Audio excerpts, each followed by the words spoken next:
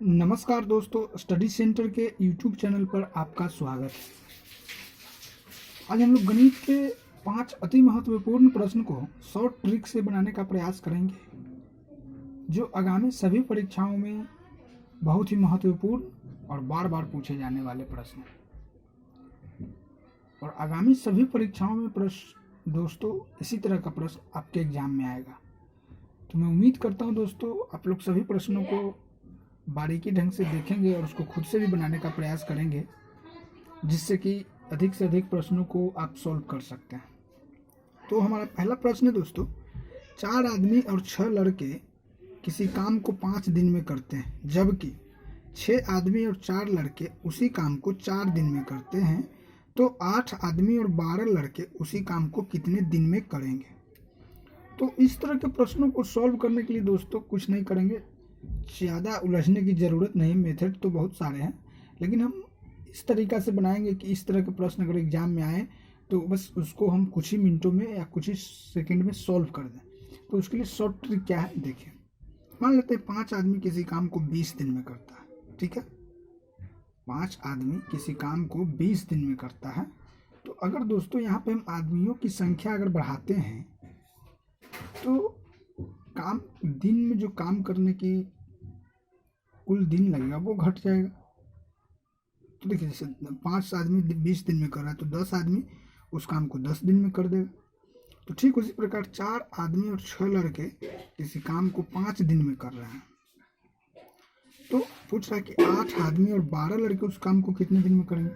तो देखिए यहाँ पे क्या क्या है, 4 दूना को 8, 6 दूना को 12, यानी कि मजदूर की संख्या में इजाफा किया है। तो जाहिर सी बात है कि दुगना आदमी जब बढ़ेगा तो उसके आधे काम समय लगेगा उस काम को पूरा करने में। तो पहले 5 दिन लग रहा था, तो कितना लगेगा, 2.5 दिन लगेगा। तो 2.5 दिन देखेंगे किस ऑप्शन में है, तो ऑप्शन नंबर बी हमारा क्या हो जाएगा, सही हो जाएगा दोस्तों। तो मैं उम्मीद करता हूँ दोस्तों यह प्रश्न आप लोगों को बहुत अच्छे तरीके से समझ में आ गया होगा। और यदि आपके एग्जाम में इस तरह के प्रश्न आते हैं तो आप बहुत ही आसानी से सॉल्व कर सकते हैं।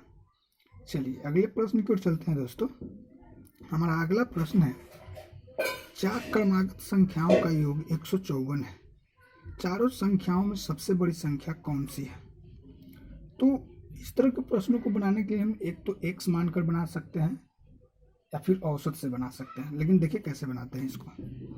4 क्रमागत है तो मान लीजिए x है, x+1 है, x+2 है और x+3 है। इन सभी का योग क्या कह रहा है दोस्तों, 154 है, ठीक है। तो 1 2 3 4x, देखिए दोस्तों 3 2 5 1 6, 154 और ये इधर +6 इधर आएगा तो -6 हो जाएगा, यानी 4x बराबर क्या हो जाएगा, 148 हो जाएगा। तो इसको आप कटा लीजिए, 4 तिया को 12 और 4 7 28, यानी x बराबर क्या आएगा, 37 आएगा। तो जब x बराबर 37 है तो आगे क्या हो जाएगा, 38 हो जाएगा, 39 हो जाएगा और 40 हो जाएगा। अब इनमें सबसे बड़ी संख्या पूछ रहा है दोस्तों, तो सबसे बड़ी संख्या कौन सी है, 40 है।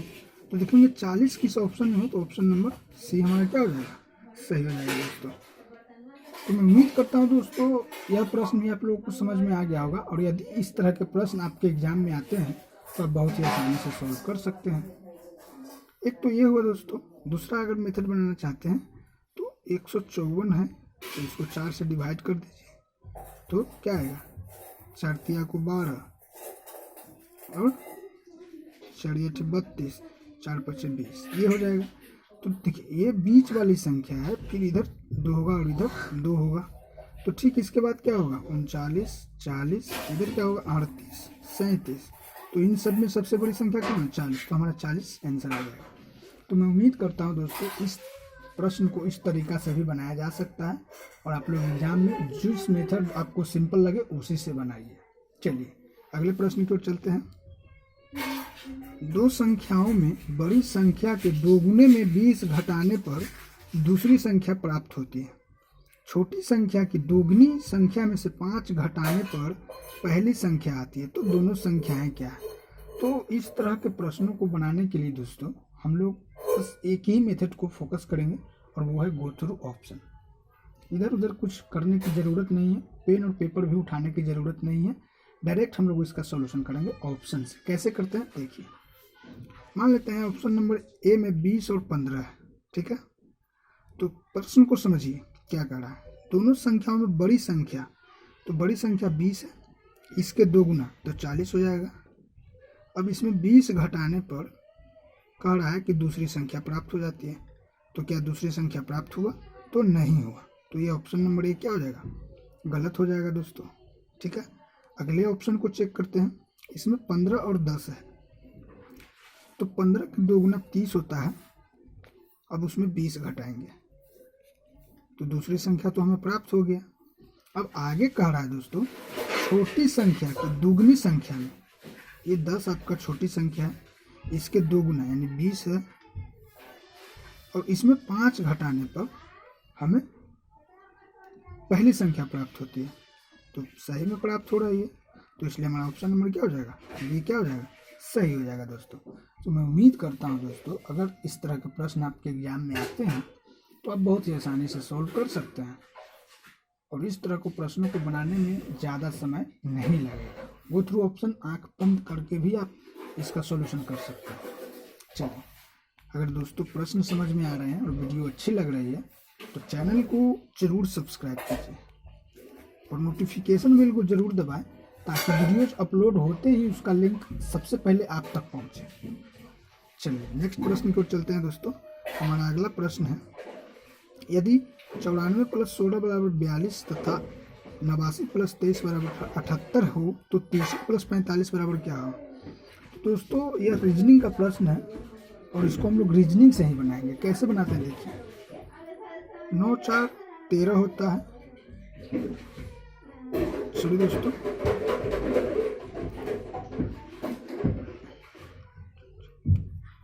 नौ में 4 से गुना करेंगे तो 36 होगा, 6 में 1 से करेंगे तो 6 होगा यानी 42। देखिए इधर 8 9 में 72 प्लस 3 गुना को 6 78 आ रहा है, तो ठीक उसी प्रकार इसको भी कर देंगे। 36 18 5 चौका 20, क्या आएगा दोस्तों? 38। तो इसका सही आंसर क्या होगा दोस्तों? 38। तो देखेंगे 38 किस ऑप्शन में है, तो ऑप्शन नंबर बी हमारा क्या हो जाएगा? सही हो जाएगा दोस्तों। तो मैं उम्मीद करता हूँ दोस्तों, इस तरह के प्रश्न यदि आपके एग्जाम में आते हैं तो आप बहुत ही आसानी से सॉल्व कर सकते हैं। चलिए आखिरी प्रश्न है दोस्तों आज का, बहुत ही महत्वपूर्ण प्रश्न है, और इस तरह के प्रश्न आपके एग्जाम में अक्सर पूछे जाते हैं। किसी परीक्षा में 20% छात्र सामाजिक विज्ञान में तथा 15% विज्ञान में फेल हुए, यदि 73% छात्र इन दोनों विषयों में पास हुए हो तो कितने प्रतिशत छात्र इन दोनों विषयों में फेल हुए हैं? तो बहुत ही सिंपल है दोस्तों, कुछ नहीं करेंगे, सभी को जोड़ करके उस 100 से घटा लेंगे, वही हमारा आंसर आ जाएगा। चूँकि फेल पूछ रहा है तो यहाँ भी फेल 20 + 15 + 73 - 100, यही हमारा आंसर आएगा। तो 20 + 15 35 और 73 108 - 100, यानी 8% विद्यार्थी ऐसे हैं जो दोनों विषयों में फेल हुए। तो देखेंगे 8% किस ऑप्शन में है, तो ऑप्शन नंबर बी हमारा क्या हो जाएगा? सही हो जाएगा दोस्तों। तो मैं उम्मीद करता हूँ दोस्तों सारे प्रश्न आप लोग को समझ में आ गए होंगे और वीडियो बहुत अच्छी लग रही होगी। तो चैनल को ज़रूर सब्सक्राइब कीजिए और नोटिफिकेशन बिल को ज़रूर दबाएं, ताकि उसका लिंक आप लोग तक सबसे पहले पहुँचे, और वीडियो को लाइक और शेयर ज़रूर करें।